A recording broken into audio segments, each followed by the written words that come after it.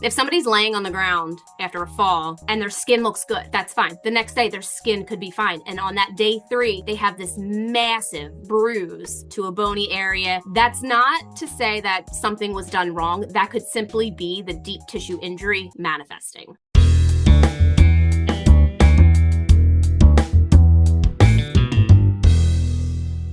Hey out there, welcome back to the Nursing Home Abuse Podcast. My name is Rob. I will be your host for this episode. We are having a wonderful conversation about deep tissue injuries, but we're certainly not doing that alone. We have the fantastic Bridget Carey on the show. And again, you're going to want to stick around for the entire thing because this is one of those where it's like you're going to be jotting down notes as you're driving down. Well, don't jot down notes as you're driving in your car, but pull over to if you're in Atlanta, pull over to the QT and take your notes.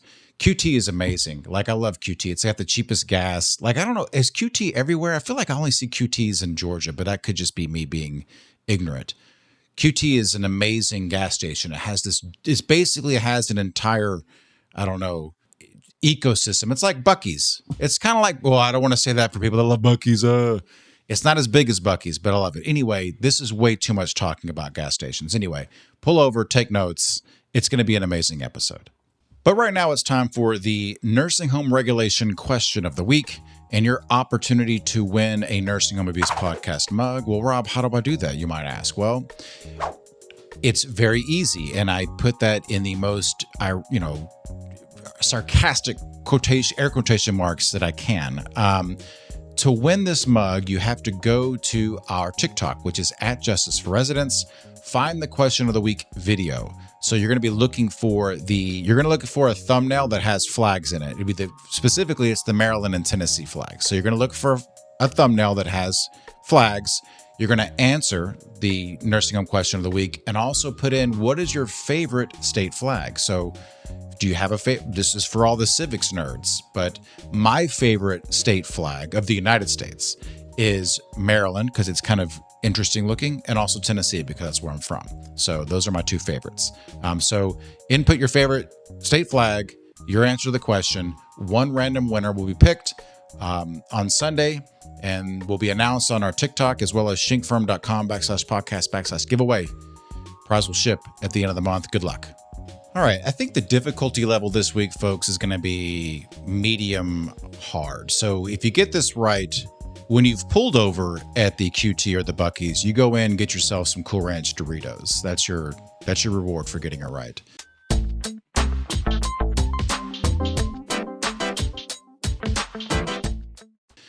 So here we go. Under 42 CFR 483.45C, how often should a pharmacist review the medications for each resident in a nursing home? Is it A, never, the attending physician performs this function, B, once per quarter, or C, once per month?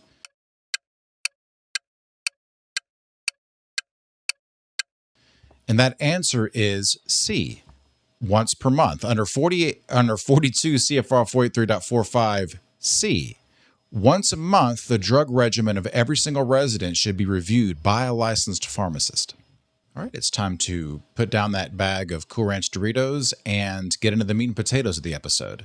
We're having a fantastic conversation about deep tissue injuries with the amazing Bridget Carey. Bridget Carey is a board-certified wound care nurse, legal nurse consultant, and medical writer with over 17 years of experience in long-term care, home care, acute care, academia, and the medical industry. She holds a master's in nursing education and specializes in pressure injury prevention and management. Bridget blends clinical and legal insight to support healthcare and legal professionals and is passionate about making complex wound care topics clear and practical. And as of the time that we are recording this episode, she's developing courses for attorneys and nurses on pressure injuries and deep tissue injuries. So be sure to check the show notes for that information. And with that, Bridget, welcome to the show. Happy to be here, Rob. So most everybody gets kind of the softball question up top to kind of frame what we're talking about. So yours is, what is a deep tissue injury? The softball that has iceberg layers, right? Right. But just looking at it, a deep tissue injury from a high level is an injury that comes from prolonged, consistent lack of better terms, deep pressure. And it's something that, and we'll get into it, and we talked about this before. I get really excited about deep tissue injuries because they're so misunderstood, but they are those injuries that just simply occur from deep, consistent, intense, prolonged pressure. Why do we have a different word for pressure injury versus deep tissue injury if they're both wounds that are related to pressure? Or am I saying something wrong? You tell me. No, and that's, see my eyes twinkle there a little. Yeah. So pressure injuries as a whole, which I'm just gonna review that because just to get everybody on the same page, they are your injuries caused by pressure. And you're probably thinking, Bridge, you just said that for deep tissue, so what's the difference? So deep tissue injuries are a subcategory to the umbrella of pressure injuries. From the traditional stance, we know that pressure injuries have different stages, meaning how long or how intense the tissue damage was from that unrelieved pressure. Now, deep tissue injuries are in a subcategory of their own because they don't follow the rules of traditional pressure injuries. These are, so right now, as you see me shifting, and you're doing a really good job of not shifting, but you're relieving that pressure. If I were to stay here, even just to shift a little bit, I'm still at risk of developing a pressure injury. For those that do not have access to mobility, think OR. I know we're in the long-term care space, which yes, but the easiest way to grasp it is if somebody's on the operating table, they don't have that capability of moving, right? So that deep, intense, prolonged, unrelieved pressure causes damage and destruction of structure from the inside out. And we may not necessarily see that right away. Whereas with your pressure injuries, you start to see that redness, that slow manipulation and deterioration of the skin. So deep tissue injuries are almost like surprises that we can have. But yeah, I'll stop there because try to rein me in. Sure, no, that makes sense. So I guess the idea here is that the when you have a pressure injury, a traditional pressure injury, there's going to be something that's happening to the surface layer, the epidermis, whether it's partial thickness or full thickness. Something's happening because it's observable on the surface of the skin. Then of course it might open up or whatever. I guess from what I hear you say, there doesn't necessarily have to be anything going on observably with the surface of the skin, but something's happening below. That would be kind of why it's a subcategory.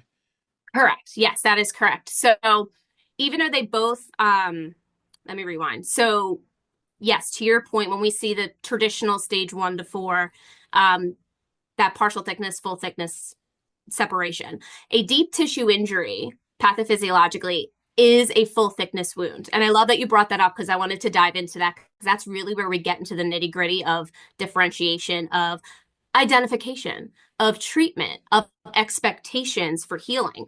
So deep tissue injury in my brain is automatically full thickness, right? Because we're going from the inside out and we're going through those muscle, the fat layers, which let me cha-cha a little bit. So Sure. just for those that may not know, when we're looking and talking about pressure injuries in skin, partial thickness is your first 2 layers of skin, epidermis and dermis. Everything else underneath is full thickness. So fats, muscle, fascia, all that is full thickness tissue injury. So when we talk about DTIs and we're coming with that intense pressure from the inside out, it's destroying all of those underlying structures. Okay? So let me interject because this is important because this is going to kind of fix my unwarranted assumptions with these words. Mhm. I've always assumed that when you say full thickness, there has to be some type of destruction to the epidermis, which you're saying that's not the case. Full thickness only has to do with destruction of the underlying tissue, whether or not the epidermis is being destroyed, right? Is that right? Yes. And I like that you put it that way because it sounds almost reverse, but that's exactly what we're looking at with deep tissue injuries. I see. Okay. Okay. Sorry, I didn't mean So to cut you off. I it's just want to almost make like inversion of what we see. We see stage 1, the redness, and then stage 2, we have the skin stripping, epidermal lift. sure. We can stop it there, relieve the pressure, stop it there. Deep tissue, it's already done. It's already done. Okay, so Okay, so then, and I might have cut you off. I don't know if you remember where you were going or not, but I just wanted to make sure that was clear because that's something for me that's new for me in this episode that I just learned that. Okay, so Yeah. go ahead. No, and that's a Okay. really good distinction, because it's not that common to understand. You just think like all pressure injuries are the same, and they're not, and how they're treated are not the same. So when we talk about that deep tissue and where you want to think about like that bone, that pressure is pushing, pushing, pushing, it's deteriorating those underlying layers to get to the surface. So by the time a deep tissue injury makes it to the surface, we see the blood blister, the bruise appeal because that damage has happened already. Okay, so then, gosh, so many questions. Yeah. Then it's it might be confusing to the caregiver who's not experienced. They're going to say, "Oh, something's happening on the surface. Maybe it's a stage 3, but in reality, there's so much damage underneath. It's not, or it's way worse than you think because the damage is already done. It's just now that the skin is opening up, that Correct. there's an ulceration." It's the evolution. So and it's not just the caregiver, like nurses, even those that may not have an obsession like I do now, or have that experience to understand. So that's why, and we can pivot to treatment and identification. Like, what does this mean, and what does this mean for documentation? Right. Because if so, here's another little thing, another little fact that it can take 48 to 72 hours for a deep tissue injury to present itself on the surface. Wow. Okay. And that's interesting because you can have, so where long-term care may see this, or if somebody's coming, in their care journey from they had a fall at home to the hospital to the long-term care. If somebody's laying on the ground after a fall for who knows, an X amount of time and their skin looks good, that's fine. The next day, their skin could be fine. And on that day 3, they have this massive bruise to a bony area. That's not to say that something was done wrong. That could simply be the deep tissue injury manifesting. So when they have that deep bruise that shows up or that discoloration, it doesn't necessarily mean that it was missed or wrong. It just, the DTI has manifested. Now, this is important because we want to make sure like that we're addressing and really checking on these areas because as we talked about, the damage is done. And we, as providers and caregivers, can't necessarily stop what's going to happen. And what I mean by that is if, day 3 of a fall incident, and all of a sudden we have this giant, I'm looking at my hip, I'll do my elbow. We have this giant like blood blister. Now, that's actually a bad area, but you know what I'm trying to say. So we have a big Right. blood blister on the area. Um, and what's going to happen is going to happen. So what we have to do and how do we treat that? Like, it's not to say we just say, oh, it's a DTI. We can just have on with it. We want to protect that integrity because the body, even though the injury has happened, may be working underneath to heal. I see. So let's do some scenarios. Or actually, if you want to ask, I have some scenarios in my head that kind of paint this a little better because I think that just blew some minds with that. Okay, so but hang on. Let me ask Yeah. this. Let me ask. I've got two things that I've been wanting to ask. Sure. So the first thing is this: is there any mechanism that is creating a DTI that's not creating a pressure injury? Like, or is it just random? Force majeure. We don't know why a DTI is forming on one person in the exact same position that of another person, but they got a pressure injury the traditional quote unquote way. Sure. So factors generally are the same. I say generally. This is like a huge gray asterisk type situation because factors like mobility, medications, all of the same underlying factors, they influence both. The difference with the DTI is that unrelieved prolonged pressure. And it could be just from a simple incident. So a fall, if somebody's laying on the ground, Right. think at home for days and they Mm-hmm. look okay. And then all of a sudden they're in a hospital. It's like, oh my gosh, they're bruised from head to toe, like whatever that may be. That's DTI and they were unrelieved. Whereas we have our stage 1, stage 2s. On a healthy individual, it could just be like a minor shift problem or repositioning, but their body is already trying to heal that. You see, so it's not just it's not black and white of this person's going to get a DTI. That it's just going to manifest as a regular pressure injury. Right. And I guess It's really that's what's so example. confusing to me is because it's like why would even if somehow you can wave a magic wand and it's the same person, okay, and you put them in a spot and they're going to develop a DTI, okay, and then you wave your wand, it goes away or whatever. Like, is it going to be the case that they might, in the same scenario, get a pressure injury instead, and it works itself traditionally? Like, and if there is a difference, like, why is there a DTI in one circumstance and a pressure injury in another circumstance? That's kind of like that's the $64,000 question that is in my brain right now. Multi-million-dollar question, honestly. But and I want to say, and this is a great discussion. Like even clinicians can talk about it.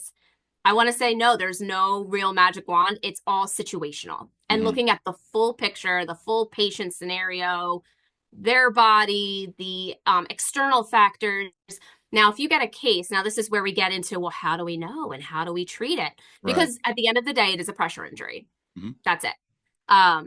Now, where we can play the game of timing, if this, speaking in long-term care specifically, if this person comes from the outside hospital, if they're a new admission, readmission from home, and you do your head to toe skin assessment and they look fantastic, but they're a fall and no one can tell you how long they were a fall or how long they were on the ground, whatever. If they develop this maroon spot over their hip or their sacrum, and it's like, oh my gosh, like we've implemented the care plan, like this is not, you got to remember, if they were a fall and you can't account for that, you cannot stop the DTI from forming. But it is also the responsibility now to ensure that you're protecting it, caring for it, and what you do after is just as important as identifying it correctly. So that would mean definitionally that if you document and you diagnose that there is a DTI, that necessarily means that person had prolonged pressure at that spot for X amount of hours or days, by definition. Good. By definition. Yeah, like loosely. Yes. Yep. Okay. So go ahead. I was going to say. Okay. So what is there a methodology? I don't even know if methodology is the right word. Is there a best practice for a situation where this person has come into the OR or whatever, and we found them on the ground? Like, is there a way to check for deep tissue injuries? And also, would that be the case for anybody that's just a high risk for developing pressure injuries? Is there something that you can do to check for DTIs? Yeah, and this is going to sound simple, basic skin checks and being consistent, and documentation must be consistent. And I say like that sometimes that's the crux of where we run into issues. And I want to just kind of like pinpoint, because this just jumped to the front of my brain. Heels are the most common DTIs. We see these blood blisters and these heel caps because just of the anatomic, how they sit, unrelieved pressure. So how to check for them? We check for them. We just assess. There's nothing to say, and do all of the preventative measures that you would normally do for traditional, skincare and pressure injury prevention. It's the same thing. Now, with DTIs, they're a little tricky. And so the National Pressure Injury Advisory Panel used to have a suspected DTI. That's no longer a true definition because it is or it isn't. And that's something that's interesting, because there's a lot of like verbiage and vernacular, like trying to like, right, it's like it either is or it isn't. And how can you tell if it's just a bruise, whatever? I don't want to say just a pressure injury, because the treatment for both is the same, right? It's the presentation, and that's where documentation is key. Got to describe, is it, deep purple, red, blood blister filled, whatever. And we never want to pop that. We never want to open it. Even if a DTI has progressed to a eschar cap, like dark, leathery, as long as that's intact, and I know this is like a We've talked about this. It's like golden rule. Don't touch it. If there's no signs of infection, don't touch it. Because the body may be trying to naturally heal that deep tissue injury from the surface. Now, where the question comes in, it's like, well, how do I document that? How do I look at that? This is where the pressure injury documentation is the same across the board. If you cannot appreciate the full depth of the wound, it is unstageable. So talking about unstageable kind of freaks people out. It's one of my favorite, and it shows the most knowledge to the documenter. If you're looking at a pressure injury, deep tissue injury, and you can't see the full depth, meaning you can't see bone, there's necrotic tissue in the way, there's an eschar cap, and you know that it's caused by pressure, it is an unstageable pressure injury. Now, what this tells me, if I'm looking at it, I'm looking at documentation, that this is a full thickness injury, which a DTI is. Right. Sometimes a DTI may not open, right? We call them de-roofing or whatever, and they turn into eschar caps. That's fine. That's perfectly fine. We just protect it. Now, where it gets tricky is if we have our DTIs that progress and they start to peel back and they start to reveal themselves. I've seen the misdocumentation of skin tears. If people who don't understand, like this is a pressure injury versus they call it skin tears, they may call it a stage 2. Now, it is a DTI is never a stage 1 or stage 2. Do we know why? Because it's already full thickness. It's already full thickness. Correct. And that's because we're sitting here talking about it, but you can see, even as it presents, you have the epidermal lift, meaning like the DTI is starting to peel, literally. The skin is starting to peel back, and it looks like moisture. It looks like a stage 2, looks like a skin tear, absolutely. But this is a deep tissue injury. We need to document it as such. Because then if you look at documentation, if you're documenting a stage 2, and then all of a sudden it's a stage 4, the optics, that looks terrible. But if we already know that we have a full thickness injury and we're working towards healing or whatever the goal is, there's no real question there. So, but I mean, I guess though, because the treatment is the same, so it wouldn't matter. I mean, if I'm understanding you correctly, it wouldn't matter if you put the DTI versus stage 3 or stage 4 pressure injury. Like the treatment would be the same. The treatment is the same. Now, it matters by documentation because we document to see what's working and what's not, and also for CMS and reimbursement. I see. And, all of that. That's super important. You got to get that reimbursement. Well, yeah, that, and if you're telling me, like, in the morning you have a stage 3, in the afternoon you have a stage 4, and then the next day you have a stage 3 again, that inconsistency really brings to question, what are we looking at? So I always tell nurses or advise, like, if you don't know, like, if you're not comfortable, or sometimes you're not even permitted per policy to stage, don't do it. Just, there's nothing to say, like, documenting what you see, even with DTIs, because I'll see this. We know it's a deep tissue injury, stage 2, and then it'll go on to describe it. And I'm like, that's literally contradicting itself there, and can run into trouble with, quality of care and education of staff, like all of that snowball effect that we can run into, especially in a legal perspective. Can I draw you back to something you said about how we can discover whether or not there is a DTI? And you were saying there could be bruising, a blood cap, etc. These are things that are observable. Is there a way that you can maybe test the blanchability of the skin or things like that when there is nothing observable, just to see? Like, is that possible? So that is possible, with a little star. But not necessarily for DTI, because we should be testing the blanchability of the skin. And that would tell us a stage 1. So, and you're like, wait, we're talking about DTI stage 1. If the injury is already happening, it's just making its way to the surface. I have seen and assessed skin that it's fine, it's blanched, there's still some perfusion. But if the injury is done on the inside and making its way to the surface, it hasn't quite got there yet. Okay, so then I get that. So like that relieves, there's probably nurses listening. They're like, okay, whew.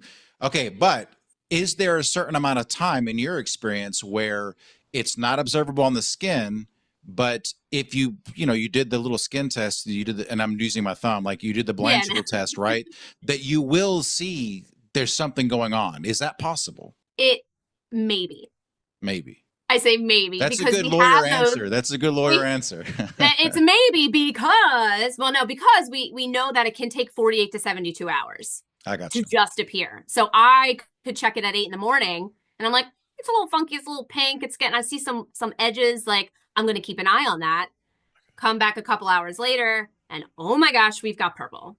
Couple hours later, oh my gosh, we've got almost black. And that's like triggering to say, this isn't just a regular injury. This isn't just a bruise, knowing that that person has been on their backside for so long, they have refused turning, like whatever circumstances may be. Now we do that. Now we never assume, because you never want to really just quick and document if you see a bruise on a bone to say deep tissue injury. It's like, you don't need to rush to do that. Again, just describing what you see, consulting wound care, because if you document there's a DTI and it's not, you just bought a full thickness injury. Right. Okay. So, then let's say that you have a DTI confirmed, but it's only presented itself as a bruise. Typically, how long would it take an injury like that to heal? I'm going to give you my lawyer answer. Okay. It depends. Now, again, this is multifactorial. It depends on the patient, depends on their underlying conditions, their medications, the environment. A deep tissue injury can take weeks, if not months, to heal, depending on the complications, depending on the capability of healing. Every single person's different. And this is true for any treatment. It may work perfectly for you to say, like, let's just put, some skin prep on that heel and protect it. And for me, my body's like, nah, I'm going to deteriorate and get infected. So it depends on the individual, the circumstances, and the treatment and the response to treatment. What is the typical treatment for a DTI that hasn't ulcerated at all? Like it's literally just a bruise. Other than offloading, what are you doing? Well, offloading, I love you said that, because it is get them off, right? Raise it, levitate. But skin prep or non-adherent dressings to just protect that area. Because thinking, and I know heel caps are real big with that heels, like skin prep the heels, put them on we say non-adhesive because you don't want to, if that at-risk skin, you don't want to damage it or potentially damage, and offload to try to let the body do it. So yeah, you don't have to do anything. And some can heal on their own, and it could even be, you just don't know. Right. Well, Bridget, oh my goodness, this episode has flown by. We really appreciate you coming by and sharing your knowledge with us. Yes. Thank you so much. Told you, I love talking about this. Well, folks, I hope you found this episode educational. If you have an idea for someone that you would like for me to talk to, please let me know. If you have an idea for a topic that you would like for me to talk about, let me know that as well.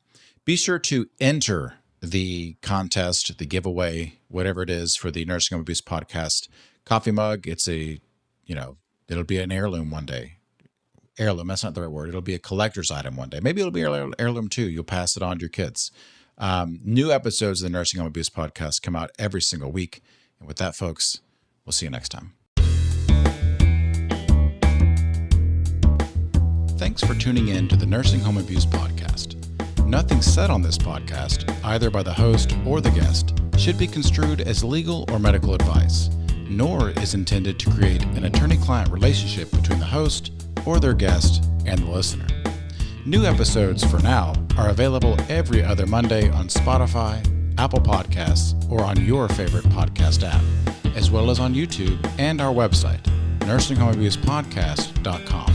Again, that's nursinghomeabusepodcast.com. See you next time.